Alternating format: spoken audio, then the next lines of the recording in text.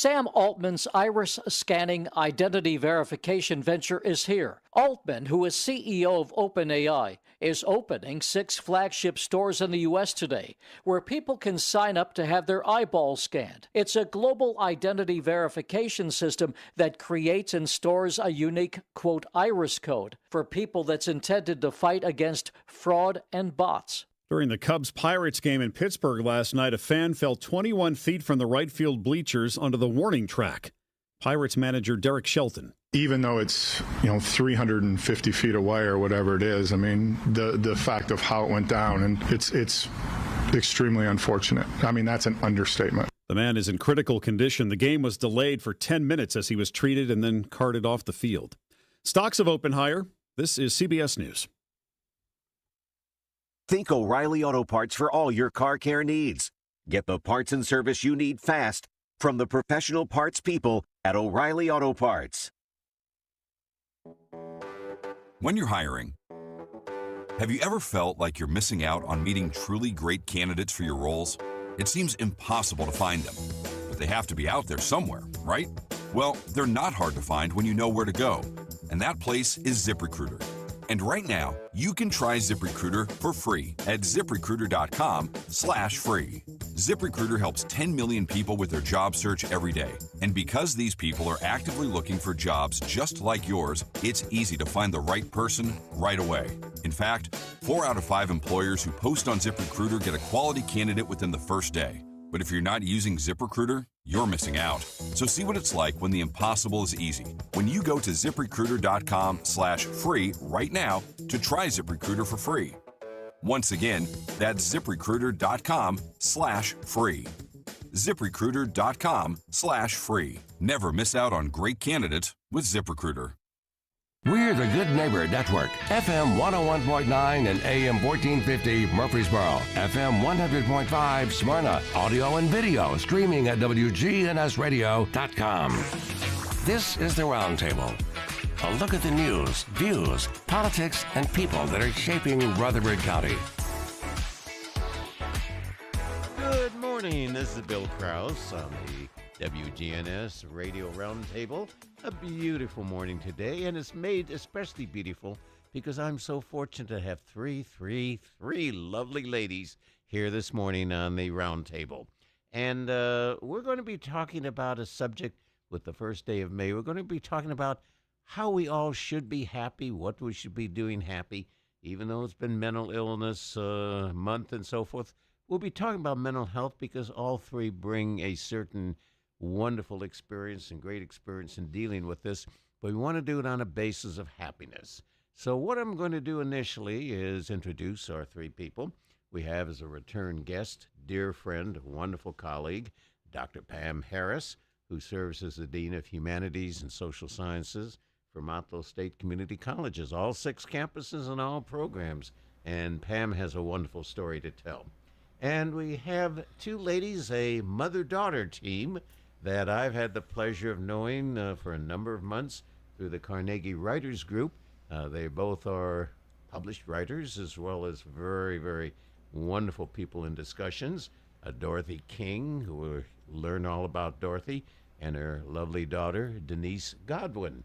So let's start with Dorothy. Tell about yourself. Talk about yourself, where you were born, a little bit about your professional journey, life's journey, because a lot of what we'll be talking about today is some of that hands-on experience that you had working with people who were in trouble.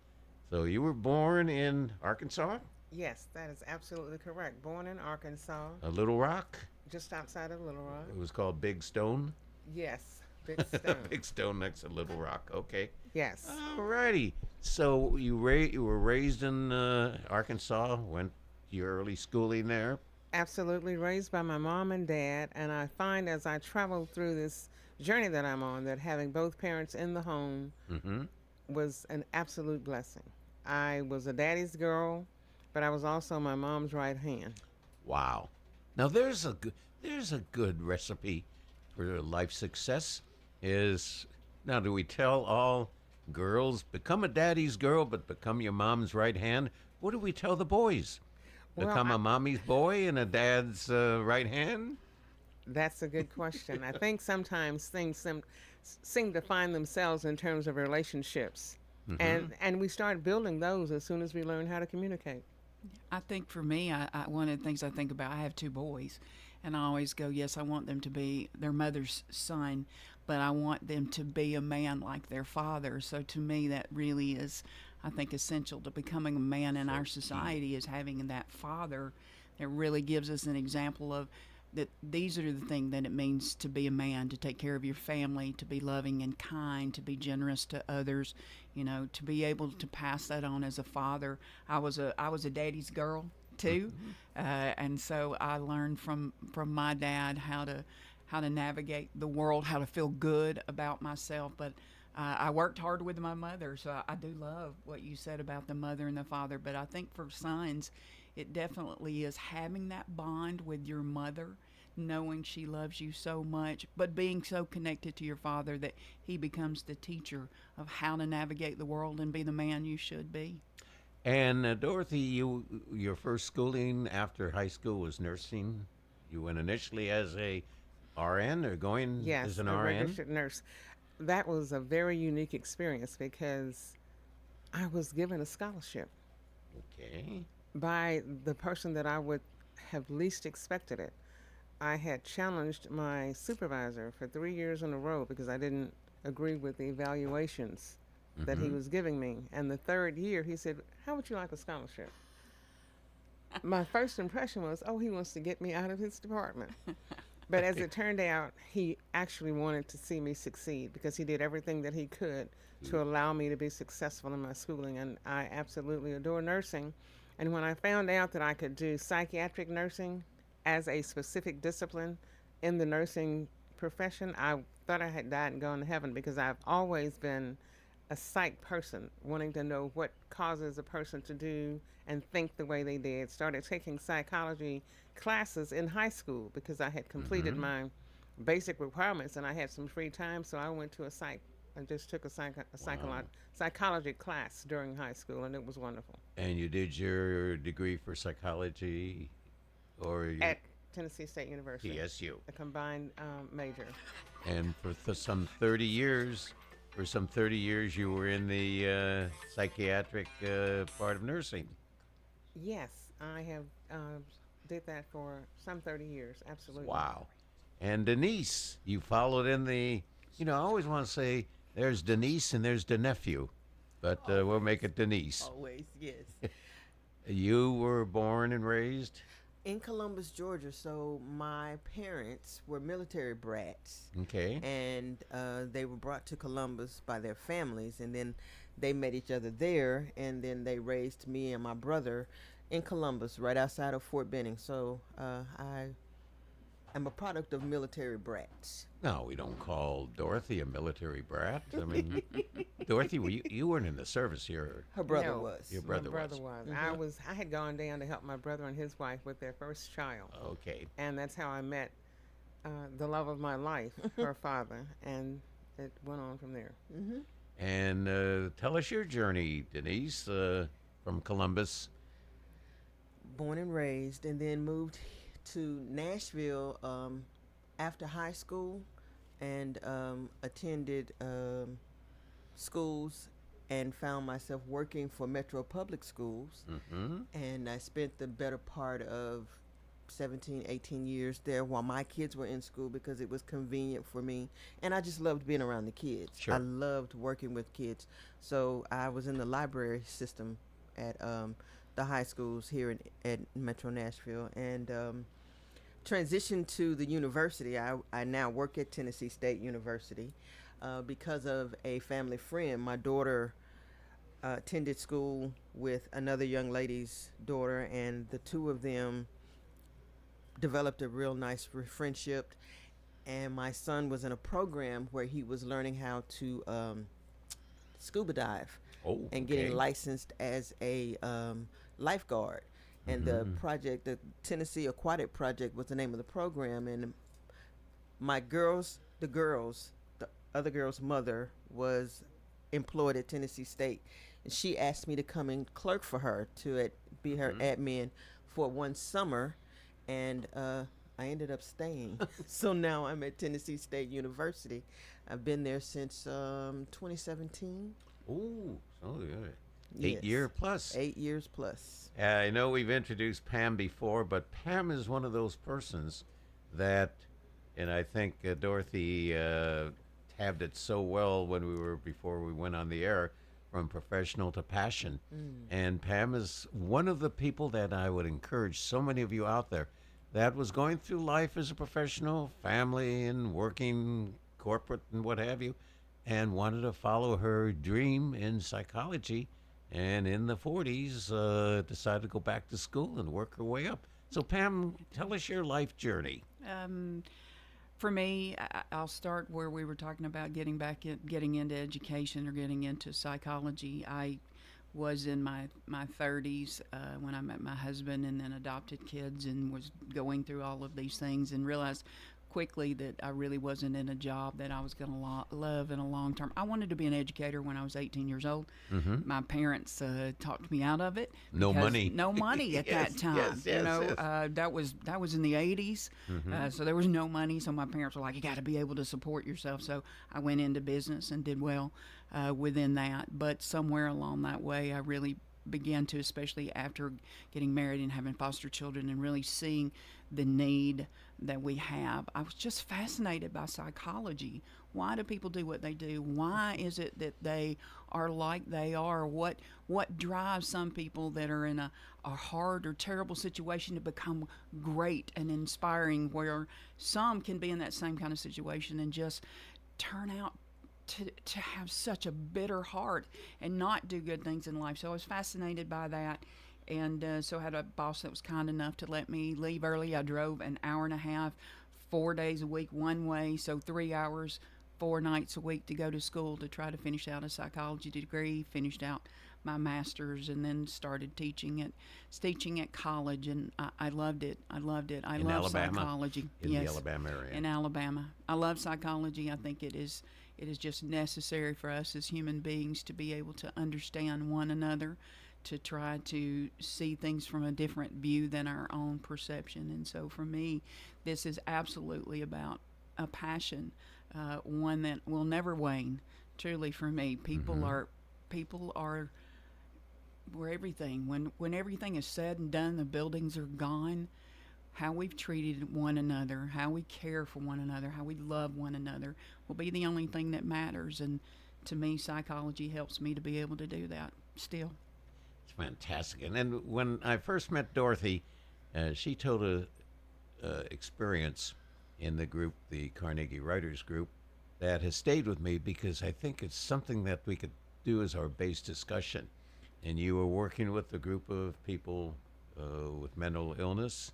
And do you want to talk about that story and what you got them doing, and you got them suddenly discovering and participating and even developing a passion? Well, the passion was already there, Bill. I got into nursing and discovered psychology, and I was able to unearth my passion. But when I got into psychiatric nursing as a licensed professional mental health caretaker, my commitment was to deliver evidence-based care for psychiatric patients. I felt that they needed the same quality of care that someone with a medical illness would get. So the patients sensed that. Was this a public or private facility? This was at the State Mental Hospital here in Nashville. Absolutely. Middle Tennessee Mental Health.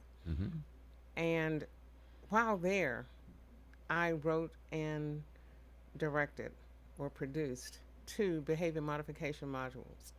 And I produced them in the forms of one-act plays, which means that if someone has been given an opportunity to do something that will enhance their activities or their behavior and increase it positively to another level, if they buy into that in the way that it touches them to where they want to do things differently, they will respond. And the patients did. They acted out the roles of these 2 plays as if they were actors on a stage. I was humble beyond anything I can explain. It was probably the most gratifying experience that I've had in mental health. Wow. I don't know. See, I'm talking as a non-professional. What level of mental health were the patients? Were they a particular level, or were they a whole wide variety of mental health issues? Oh my goodness. There was a wide variety of diagnoses among the patients, but Middle Tennessee has various components within their treatment facility. And the patients that I was working with were the long-term in in-house patients. In other words, they had been at Middle Tennessee, some of them for very long periods of time. Mm-hmm. But when they saw an opportunity, and we did a 13-week early morning therapy session with the patients to get them ready for the fashion show. This was on an all-women's unit. Those patients got up early in the morning so that they could participate. And in 13 weeks, they were able to walk down the runway, strut their stuff, hold their heads high as though they were on the runway in Milan, Italy, or New York in a fashion show. Wow. You could see the pride that they had in themselves. Denise came out that morning, and she managed the music. We had photographers from within the facility to record and take pictures of the patients because they were behaving in a way that no one had ever seen them behave. We had patients who had a full spectrum of diagnoses, and all of that had been cast aside. And they, at that moment, for that 1 hour, they were simply models on a runway, and it was absolutely phenomenal. How did the residual of self-confidence develop itself after you were through with the productions? Did you see a long-term, or at least a longer-term behavior change on most of the patients? That was the amazing part, because during the therapeutic sessions in the mornings, we were teaching them how to remodel their lives as we taught them to become models of fashions on a runway. And what we did was things like their nails, how to do their nails and make them look nice, how to say thank you and excuse me, and use certain mannerisms through the day. And those things did extend out into maybe the next 3 to 6 months and possibly a year after the fashion show, because they had bought into and become a part of the process that we had presented them with, and it did last. I think you made a comment a moment ago, and Pam, you may want to talk about this. They walked with their head high. Did you notice that in that period post-fashion show, they walked with their head high? Oh, absolutely. And the amazing thing is the first model was someone who had an OCD, which is an obsessive compulsive disorder, where she would back up on the unit. We would have to tell her repeatedly throughout the day, stop backing up and walk forward. You need to walk forward. For the fashion show, she was the first person to step out and walk forward. And the audience that came that morning for the fashion show, they were just blown away because they knew what her diagnosis was. They knew what challenges she was overcoming. And she walked out dressed like Tinkerbell with a wand and everything. And she was the star of the fashion show. Wow. Pam, what do you think about all this? I love it. I love it. I'm a behaviorist. That is my vein of psychology, is because I really believe that as we learn to modify our behavior, as we learn to be able to grow and develop confidence in the things that we can do, I think right now we see so much in society where people go, well, it's my mother's fault, or it's someone else's fault, and that lack of understanding. I have to start here, and really learning how to modify our behaviors, I think, are essential to psychology. So it sounds like to me, man, that was just a phenomenal thing to do. It is life-changing to me for people who have the ability to say, I can do this, be successful, and others see themselves that way, and it's just reciprocal. As others see themselves that way, it builds that confidence in that behavior, and that continued behavior, I believe, just changes our lives. I think we all do that. When we talk about getting older and having wisdom as adults, part of ours is just we learn how to modify our own behavior based on experiences. As we learn, that's not the way I probably need to do that, right? And so much of that carries over into, I think, our mental health. Things that we have that we don't do for people, we don't teach them skills and how to do things for themselves, and don't encourage that. And so that to me really was just an amazing thing to do. I'm so impressed by that you took something that people loved and cared about and helped them modify their behavior and then their confidence, and that just continues to grow. So that's really amazing. You know, I do this as a teacher. I will always, I take roll. I'm the old-fashioned kind, and call names so I can converse individually with the student. And I will ask the student, so how are you doing today? And if they say, good, I say, good to me is only a B. You don't want a B. You want an A in this class. You're awesome. You're great. So they have learned, they have reacted, no matter what class, what numbers, I'm great. And I want to see you say I'm great with a smile. And it becomes a conditioning factor, a minor point. And I think where we have a great responsibility as individuals, not necessarily as mental health professionals, not necessarily as educators, but as human beings, is to bring out the best of everyone around us.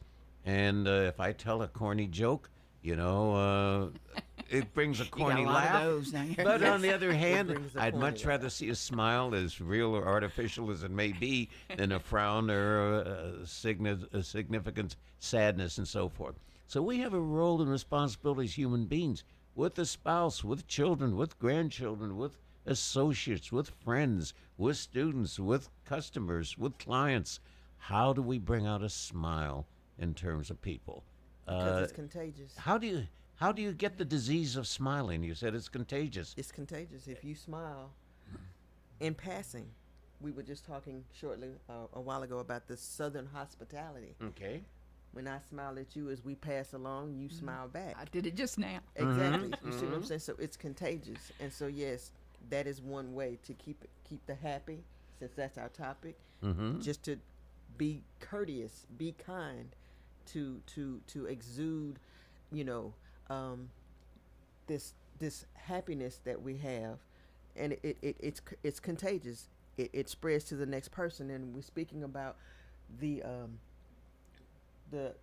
fashion show that you had, the confidence. One person being able to be confident, again, to me, is contagious. I saw this with kids. When one can do it and succeed, it gives another the ability to say, okay, well then if they can, I can too. And so it's contagious. That for me is the... How do we draw that tight line, though? How do we draw that tight line between contagious of happiness and hypocrisy? For example, here's three gorgeous ladies in the studio this morning, and I said, oh, you look so wonderful, you look so beautiful, you just look great. And it's a bad hair day, for example. Why are you saying I look so great? It's a bad hair day for me, and you're just, pulling my leg.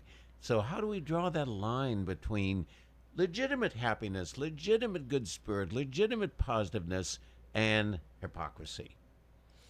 I think you're authentic. That's the key to anything in life, is when I see someone, and yes, we all have bad hair days and bad clothes days and whatever it might be, but there's still something unique and beautiful about that person. So you see someone and you're authentic to me about what you say to them. So, hey, it is great seeing you today because I value you as a friend. That's authentic, because I needed to see somebody so I don't feel alone. So I think being careful about what we say to people when we say it, so that it's genuine. People know if you're not being authentic. They know, right? Exactly. So somebody just giving you a compliment because it's just a compliment, but It's in the book. Yeah, right. It's in the book. But being truthful about the things and finding, it's so easy to look at someone and say, whatever it is, I love your glasses, which, by the way, I do. So finding something unique that you really are being honest about. And it shows you looking for the good. It shows you pay attention to that person. So I think that's where you draw that line of not being hypocritical, right? Just being real. We're having a nice conversation. See, it's a visit. It's not a interview. It's a visit. A nice conversation about happiness, causes of happiness, and so forth, with Dr. Pam Harris and Dorothy King and Denise Godwin. Three lovely ladies, which will be right back after these words from our sponsors. At Turner Security, We bring cutting-edge protection with live video monitoring, access control entry, advanced camera systems, and intermedia IP phones, all designed to keep your business safe and connected. From small businesses to large enterprises, our expert team ensures seamless integration and around-the-clock monitoring, because security isn't just a service, it's our mission. Turner Security, powered by TechCore.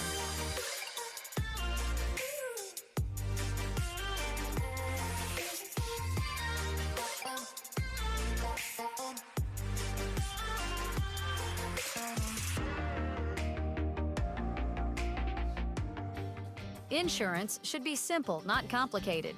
That's why at Rayburn Insurance, Agent Rick Hull cuts through the jargon and helps you understand your options clearly. He's committed to finding the right coverage that fits your unique needs and budget. Their team has been a trusted partner in the community since 1973. Ready to make insurance easy? Get with Rick Hall at Rayburn Insurance Agency. He's ready to help you get the protection you deserve.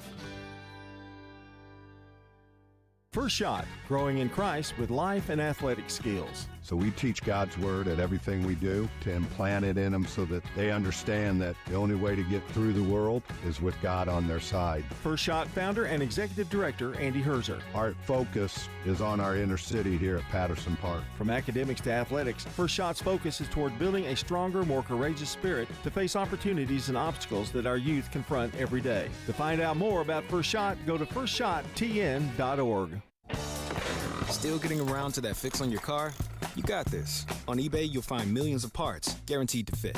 Doesn't matter if it's a major engine repair or your first time swapping your windshield wipers.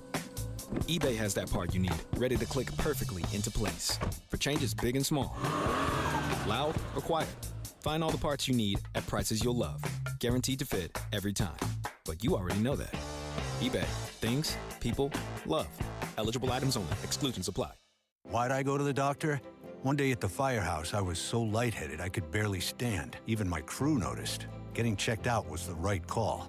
Turns out I have atrial fibrillation, which increases the risk of stroke about 5 times. Symptoms like irregular heartbeat, heart racing, chest pain, shortness of breath, fatigue, or lightheadedness can come and go. But if it's AFib, the risk of stroke remains. If you have symptoms, contact a doctor. I'm so glad I did. Visit NoTimeToWait.com, sponsored by Bristol-Myers Squibb and Pfizer. This is Good Neighbor Events with Bart Walker. Brought to you by the law offices of John Day and AmeriCare Pest Control.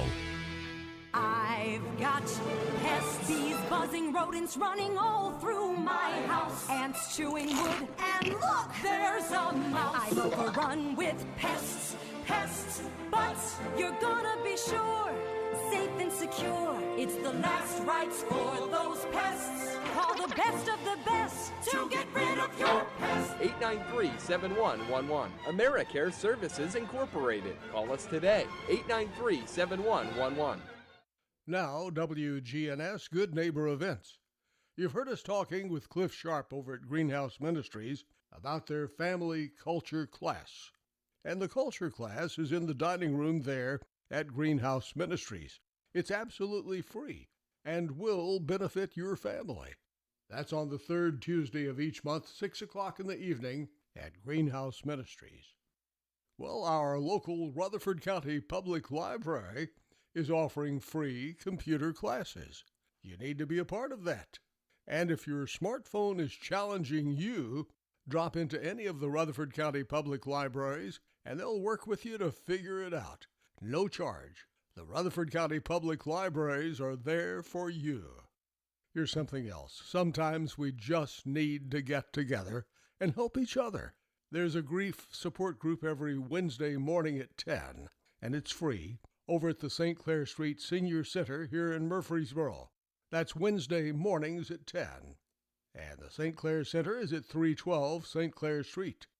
This reminder, we're critically low on blood. Please give blood to the Red Cross. Those are WGNS Good Neighbor Events. Rutherford weather. We'll see periods of showers and thunderstorms here this afternoon with cloudy skies, a high in the mid-80s. Tonight, slight chance for storms, a low near 62. I'm meteorologist Jennifer Wojcicki on News Radio, WGNS. Currently, it's 75. WGNS is powered by Middle Tennessee Electric. As a member of MTE, you have access to educational resources to help you tailor energy use to your lifestyle. Interested in electric vehicles? MTE offers incentives to learn about EVs and connect with others who share your interest. This is the Roundtable from News Radio WGNS on FM 101.9 and AM 1450 Murfreesboro, FM 100.5 Smyrna. Listen and watch at wgnsradio.com. Hello again, Bill Krause on the WGNS Radio Roundtable Thursday morning edition. And most hopefully you're enjoying, as certainly I am, this wonderful conversation with three lovely ladies, also with great expertise and great experience, and most importantly, great passion for the mental health of the individual. And we're with Dr. Pam Harris, who's the Dean of Humanities and Social Sciences at Motlow State, and Dorothy King, who recently retired from over 30 years of mental health nursing, psychology assistance, and her lovely, lovely daughter, Denise Godwin. And we were talking off the air. What a neat name, Godwin, even though it's your married name, Godwins, and Yes. You're there. So I'd like to ask Dorothy this. Do you know what the difference is between listening and hearing? Do you have any idea what the difference is between listening and hearing? It's amazing you would ask me that, Bill. I'm amazing. And humble. It is amazing. much And we so. can tell he's humble, yes. That's true. Humble pie. I just completed my Distinguished Toastmaster designation with Toastmasters I International. forgot to mention And that one of the before. very first things that they taught us was listening has to be active and intentional. Because every time we gave a speech in Toastmasters, someone evaluated it. And the only way they could evaluate the effectiveness of my speech was to listen to it. But what we also learned was that by them listening to what we said and evaluating our speech, they also had to apply a certain amount of attention to what was being done and said, which made them, in turn, realize how they could be a better speaker. So the difference between listening and hearing, you can the sound just goes in and it may go out the other ear. But when you really listen with intention and actively listen, you are getting into and becoming a part of the message that the person is delivering. So you're buying into and actually becoming a part of in a way that you can make a decision, do I accept that or not? You hit it on the nose. Yeah, I that's always great. use the example, you're walking down the street, somebody's walking toward you, you've known them for a long time, and they say, how are you doing today? Not well, I'm in stage 4, I'm in bad shape. Hey, that's great, have a wonderful day. Yeah. They heard you, but they didn't listen. And you want to be listening to certain words that send messages. Can you pick out a word that somebody says that they're in trouble, or they're sad, or they have a crisis? And it may be just one word. So you want to listen to people rather than just hear. Hearing is a physical activity. Goes through one ear and out the other ear, possibly. But listening is something much more. We need to listen much more in this world than we are. The question now becomes, can people suddenly turn on a light switch and be happy? Or does it become a modification over a period of time? How do we define happiness? Is happiness something that you go, ha, ha, ha? You're walking around the world and laughing, a big smile on your face, but are you really have some inner sadness, inner anger? And is it up to us as individuals with a friend, a relative, a co-worker, a boss, a teacher, a student? Are we obligated to attempt to shield off the skin of the potato and see what's below and be there as a friend? I think for me, I distinguish, at least in my life, and maybe that's because I'm older, happiness often in our standards revolves around your circumstances, what you have, what you do. And for me, at this point in life, I'm looking to be content and joyful. And I think there's a difference in that. Happiness can change based on, hey, my circumstance changed. We're looking for things outwardly. I think the happiness that I would like to define happiness in this case is joy and contentment. To be content with yourself, to learn that this is what I can do, this is what I'm good at, this is what I love, but connecting with people that love you too and finding contentment in the world that you're in. Do I have a good circle of friends? Do I have people that love me? Being grateful, an attitude. I talk about this all the time. One of my favorite phrases, an attitude of gratitude will help you find more joy and contentment than anything in this world I think that you can have. So having people that love you, having a job that you care about, having a purpose, whatever it might be, those are the things that people are missing. And I think we see it all the time. People are comparing themselves to social media, Facebook, Twitter, Instagram, all of those things, and they go, oh, I want to have that. I want to be that.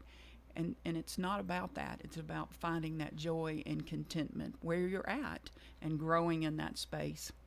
And pick your events and activities that will bring it out. Needless to say, May and June are graduation times for colleges, universities, high schools, etc. Even kindergarten is a graduation. And you take a look, and I've always loved this when I attend graduations. I look at the faces of the young men and the young women. They're in graduation. They've got their outfits on. They've got the tassel on and so forth. And each of them are enjoying that particular moment. It's a new opportunity.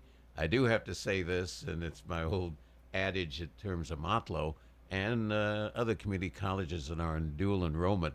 One of the strangest things, a little sidebar, but one of the strangest things with dual enrollment at Motlow is you've got wonderful students, high school students, basically Laverne, who are going to Motlow, really, I find, great students. But what they do is they get their AA degree a week before their high school diploma.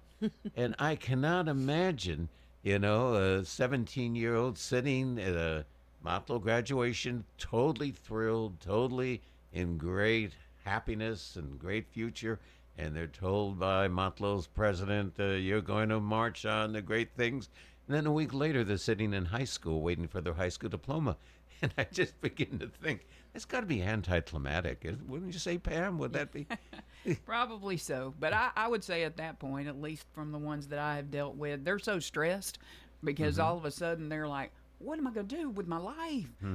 They've got all these. And if you graduate with 2 degrees, man, you're talking about some pressure for 17, 18-year-olds. And I see it right now. I mean, I'm the person getting complaints and calls and people going, oh my gosh, and sometimes they just want to be, a lot of times they just want to be heard. Somebody go, I'm sorry, I know you're having a hard time, but I do get what you're saying about, wow, kind of what's next. It's anticlimactic. You're still in high school, you're still finishing that out, but then there is all of those thoughts. How many of those students really know? Who knows what they want to do at 17? Most of us probably don't.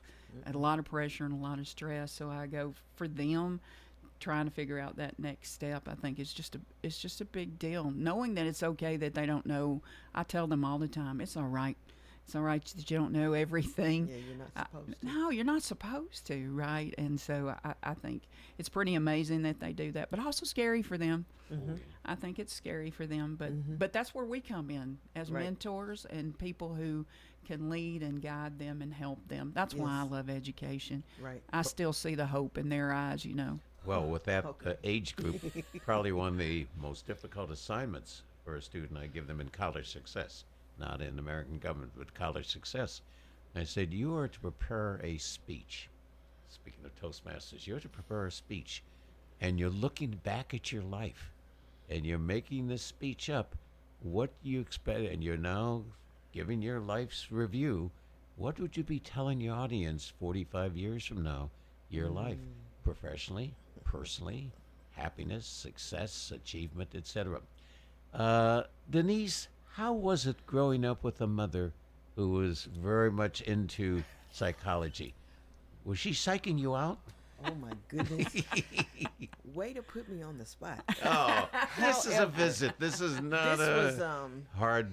It was great. Okay. It really was. It was great. And, there were things that to this day I am still living. So I don't know if you can pick up on it, but right now we sound a lot alike.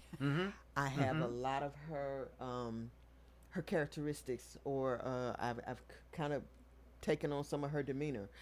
As a child, I could answer the phone, and they just start talking, Thinking it was your thinking mother? I'm her. And then I could be out with my friends and be doing certain things, or participating in conversation and correct my friends. And they're like, okay, that's your mama. You're doing, you're doing. So it was great, though. I mean, it's just who I became, right? And so, yes, she had a lot to do with that. Was she psyching us out? Probably. I can remember as a child, and I only really know this story in detail because we turned around and did it with my son. So there were situations where, as a child, I can't say this, I can't do that. And so her psychology was, for instance, in spelling a word, well, say you can't pronounce it. Say the word, like, I can't, what's a nice long word? Encyclopedia was one word. I can't say encyclopedia. I can't say it. Well, she'd look you dead in the eye and say, okay, tell me you can't say encyclopedia. And then we'd say it. And that worked on my brother and I. But there's a phrase that says each generation gets weaker and wiser, or something to that effect. Because when my son was born, she tried that same trick, and it just did not go over well. It fell flat. He looked at her and said, I just told you I can't say it. So, yes, she did. And it worked, That is tremendous. Dorothy, you want a retort, or do you want to? Well, I'd like to hit another subject, Dorothy, because you have thrown yourself into Toastmasters. And for those who are unfamiliar with the Toastmasters International, an organization that is not only having people stand up and give a speech or what have you, but building a self-confidence in themselves. 95% of people, if I read that statistic, despise having to stand up and give a speech. There's a fear the stomach is playing games and what have you. So, Dorothy, do you want to talk about your passion for psychology and your passion for Toastmasters, and how do they connect? Let me interject. Okay. So 2020, we're in the throes of COVID.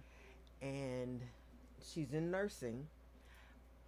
But if you remember, that was where a lot of this was happening. I do remember. Nursing. My husband's homes. MRI tech. He's in medical field. So my brother and I and my husband, we're all of the same mindset that it was probably time for her to kind of pull back, because I couldn't imagine her coming home from work with COVID, right? Yeah. So she took the option to go ahead and retire. But then there was, oh wow, now we're at home with nothing to do. And so I found this app, Clubhouse. I don't know if you all have ever heard of it, but I found Clubhouse.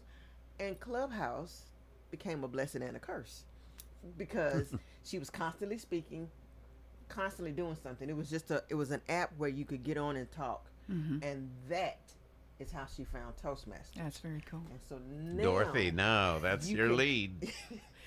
Oh my goodness. And that is exactly how I got involved. She was trying to find something, my daughter Denise, trying to find something for me to do. And there's that story of the rabbit that falls in the briar patch. I had landed. I had landed where I should have been all the time.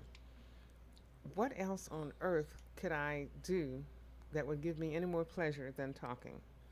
Little did I know that I needed to learn how to say what it is I had to say. And by applying myself to Toastmasters and the competencies that they teach you in their Pathways program, I was able to figure all of that out and become a distinguished Toastmaster in the process. But while I was doing that, I spoke to audiences in over 15 foreign countries. Wow. I was amazed. Oh my goodness. I had gotten bit by the bug, and there was no turning back.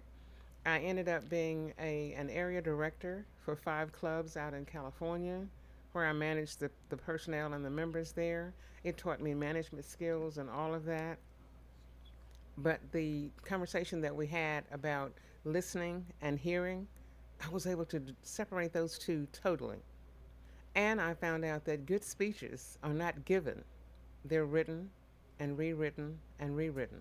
Because when you learn how to speak and then you sit down and write it out, you can then discern this didn't go over the way it should. That has helped me as an author with the books that I write, because now I have a better insight on what it is that I'm doing. But Toastmasters is phenomenal. I learned so much by being a member of Toastmasters International.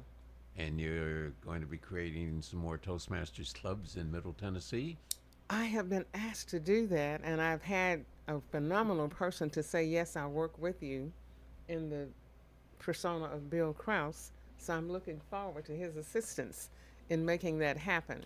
So we don't know where that's going to go, but there are over 240,000 members of Toastmasters worldwide, in 14,000 clubs. I mean, it's just a phenomenal opportunity for anybody who has that angst and that nervousness and feels like they can't stand in front of an audience and speak. It teaches you how to relax, take a deep breath, and get past it.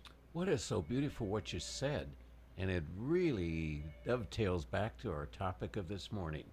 Happiness may be highly aided by the two most important tools of life, verbal communications and written communications. And if somebody writes things down, and you know, that's so interesting in terms of writing.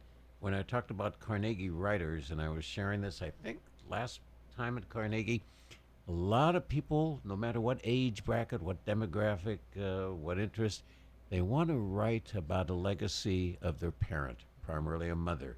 And they want to be able to put down in writing. The mother is generally passed on, and they want to be able to write. So writing communications, verbal communications, as Dorothy well expressed with Toastmasters, are the two tools that can bring a smile not only to your listener or your reader, but to yourself. We'll be right back. Pam, you may want to comment on this just to get your reaction, but after these words from our sponsors. Sure.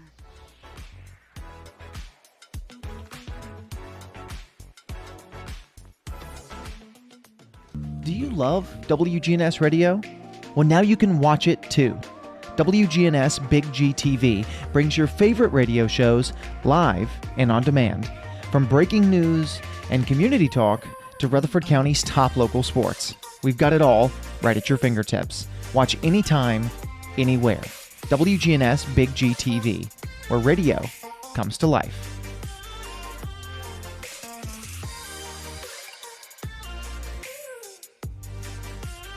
When you're hiring, have you ever felt like you're missing out on meeting great candidates?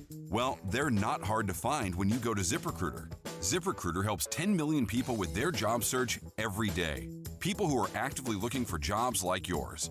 So it's easy to find the right person fast. 4 out of 5 employers who post on ZipRecruiter get a quality candidate within the first day. Try ZipRecruiter for free at ZipRecruiter.com/free. That's ZipRecruiter.com/free. Progressive knows there are some surprisingly expensive things in life, like fences. A house with a big yard and a white picket fence was always the dream. But then you saw the price to install a fence and you're wondering if the color is driving the price up. Nobody ever dreams of a beige or a gray picket fence, right? So maybe those fences are cheaper. But no, they're not. Then you remember that switching your home and auto to Progressive could save you hundreds and make all your dreams of a fence come true. Progressive Casualty Insurance Company affiliates and other insurers, not available in all states. May 9th kicks off the 50th year of the Rutherford County Farmers Market. Fresh eggs, homemade jams, locally raised meats, and every vendor grows or raises it themselves. May 9th kicks off the 50th year of the Rutherford County Farmers Market at Lane Agri Park in Murfreesboro. This is Chip Walters, and I'm honored to be your 2024 MTAR Realtor of the Year. I'm with Exit Realty Bob Lamb & Associates, and like many of you, I've seen the real estate market shift and change. People often ask, Chip, what's really going on?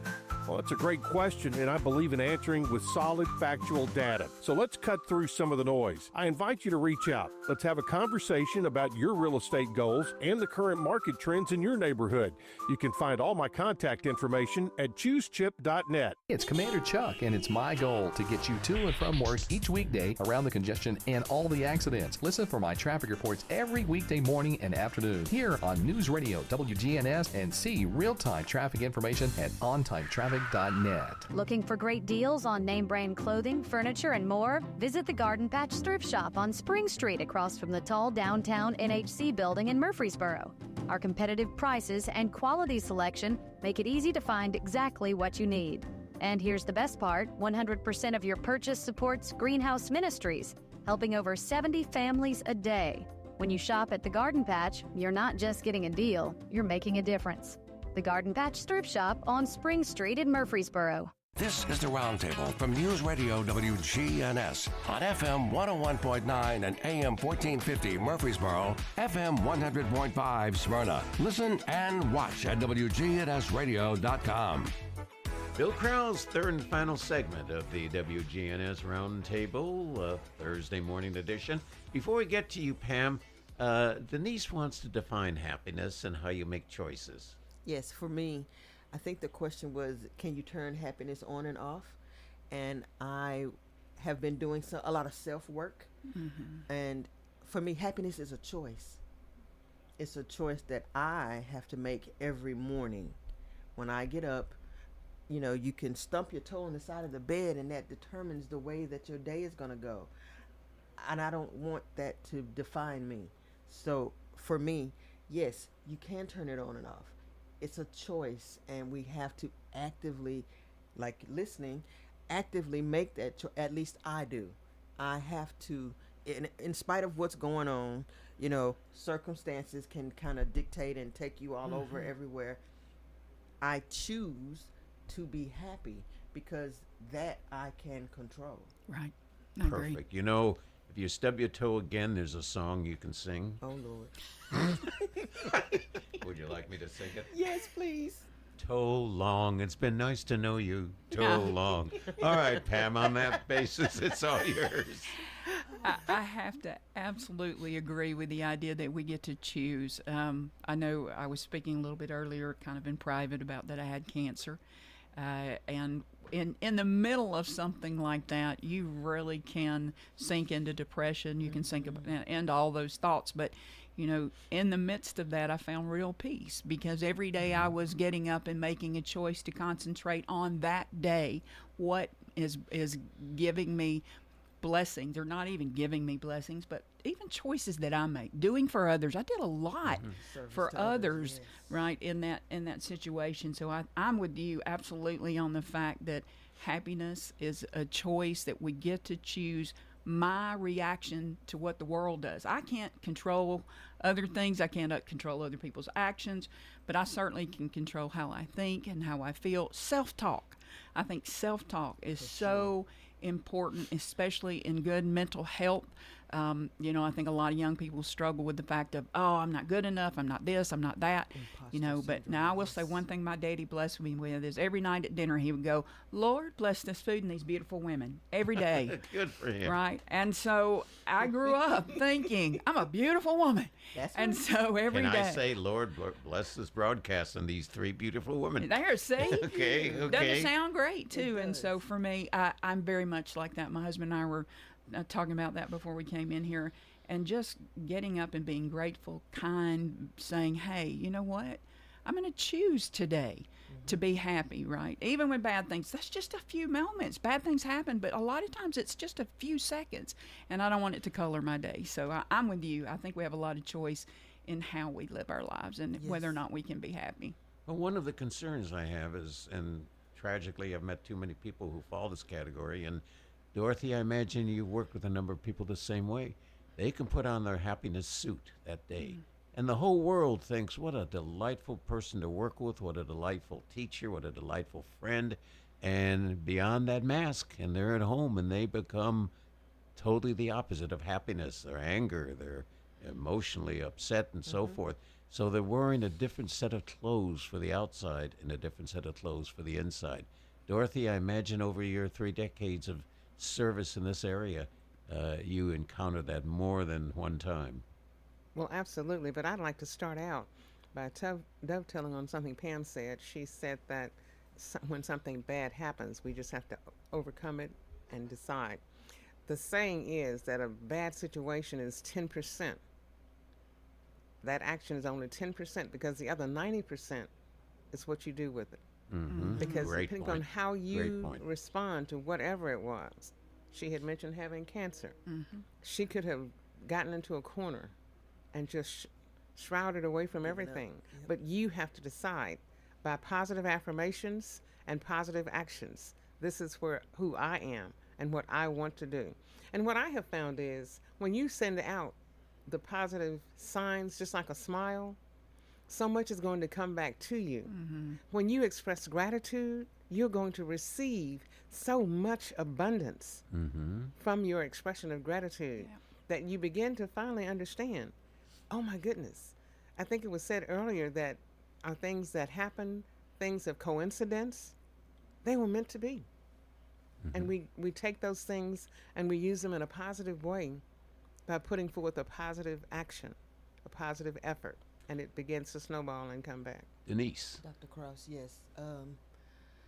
There are situations, to your question about the sadness or, putting up a facade. There are situations where individuals do that. To everyone else, they look as though they have it all together and that they're happy. But when they get to themselves or in the comfort of their home, yes, they are still dealing with the anger, the depression, the frustration. And that is why mental health is such a necessity. It is something that we have to take a deeper look at and work with on a daily basis, because it doesn't happen overnight for everyone. It doesn't. Yes, I get up every day and I make a choice to be happy, but believe you me, there are days when I have bad feelings, bad emotions, bad things happen. I don't succumb to them. I haven't, but that's not to say that it doesn't happen, because it does. And with that situation, it is just, in my opinion, that we require more work, more research into it and how we can help others. Having empathy for others, for me, is a big part of it. Not just being sympathetic for the situation that they're in or the individual that they are, but having empathy, true empathy for a person. Because you never know from day to day. You were dealing with cancer. Right. Grateful that you are on the other side of it. God is good. God win.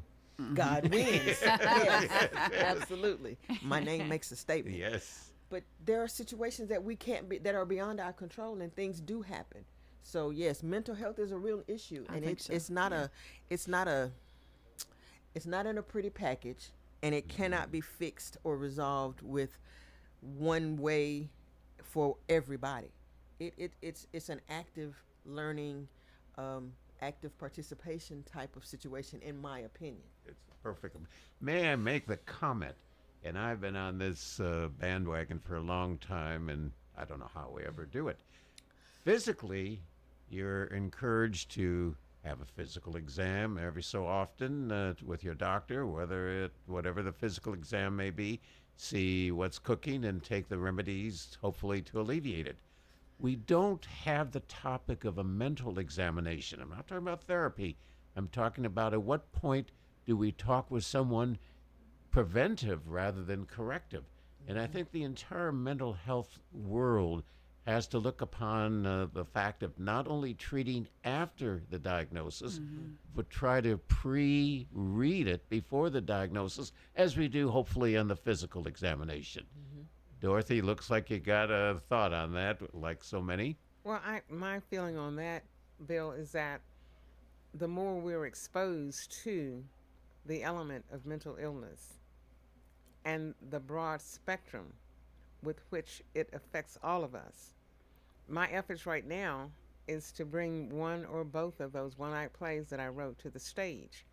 Because when people can sit in an audience and see a true story unfold in front of them, where people were diagnosed with all kinds of different mental illnesses, and yet they are able to perform, it simply says that with the right kind of attention, with the right kind of modality, with the right kind of behavior modification, things can change. Now, the play would last for a short period of time, but as we know, anytime you're trying to change a behavior, the more times you replicate that and repeat it, the more possibilities there are that that person will begin to change their behavior. And that's a goal that I have, to just make certain that I can present one of those one-act plays to the community, have them look at patients who had been diagnosed but were able to perform. I think, too, removing the stigmatism. We still have the stigmatism, you know, about mental health. If you broke your arm, you would go to the doctor, you would seek help, people would be empathetic, And right? they sign your cast. And they sign your It's cast. like a badge of honor. Sure, Right. sure.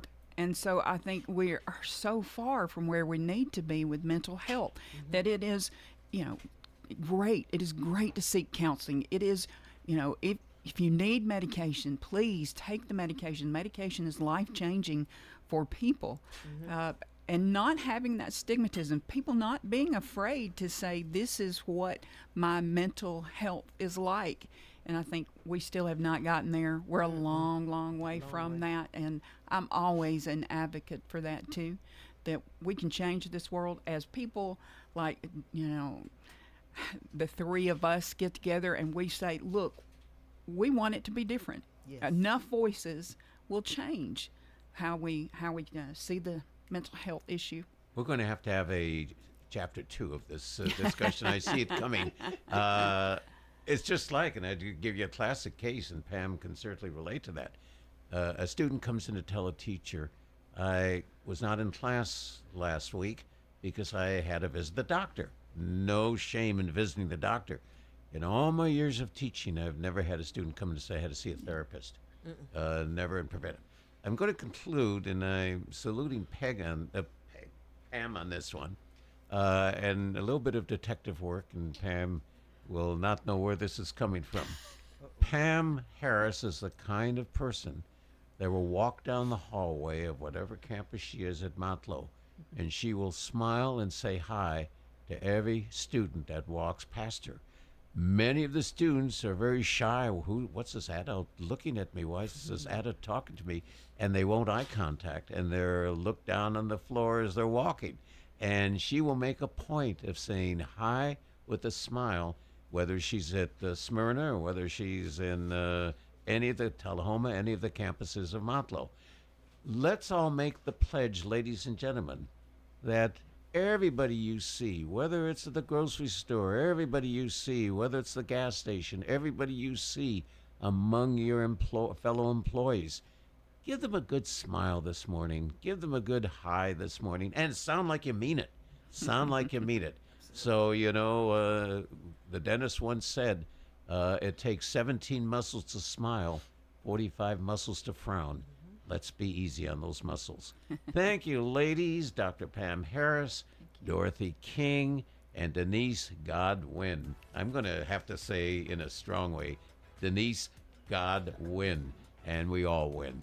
Thank you all. See you all next week. Thank you.